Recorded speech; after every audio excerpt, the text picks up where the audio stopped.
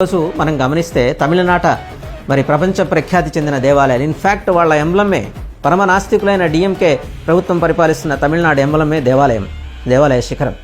ఆ దేవాలయాల నుంచి వచ్చే ఆదాయం, బోళ్ళంత ఆదాయం ఈరోజు వారికి ఫారిన్ కరెన్సీ తీసుకొస్తుంది.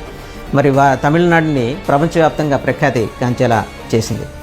ఉద్దేశపూర్వకంగా రెచ్చగొట్టడానికి కాకపోతే ప్రతి ప్రముఖ ఆలయానికి ఎదురుగుండా పెరియార్ విగ్రహాలు పెట్టి హిందూ ధర్మానికి, హిందూ మతానికి వ్యతిరేకంగా వ్యాఖ్యలతో కూడిన శిలాఫలకాల అలా ఏర్పాటు చేయడాన్ని హిందువులు కాబట్టి సహనంతో సహించారు అనే ప్రస్తావన అక్కడ తమిళనాడు బీజేపీ అధ్యక్షుడు అన్నామలై చేసుకుంటూ వచ్చారు. ఇటువంటి చర్యలను ఎందుకని డిఎంకే ప్రశ్నించట్లేదు? రేపు పొద్దున తమిళనాడులో ఎన్నికల ప్రచారానికి వెళ్తే పవన్ కళ్యాణ్ అడిగే మొట్టమొదటి ప్రశ్న ఇదే.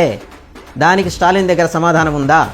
మీకు హిందువుల ఓట్లు కావాలి, హిందూ ఆలయాల మీద మధుర మీనాక్షి ఆలయం ఎదురుగా, కంచి కామాక్షి ఆలయం ఎదురుగా, అలాగే కుంభకోణంలో నటరాజస్వామి ఆలయం ఎదురుగా పెరియారు విగ్రహాలు పెట్టి మీరు చేస్తున్న ఈ నాస్తిక ప్రచారం ఏంటి? రెచ్చగొట్టే వ్యవహారం ఏంటి?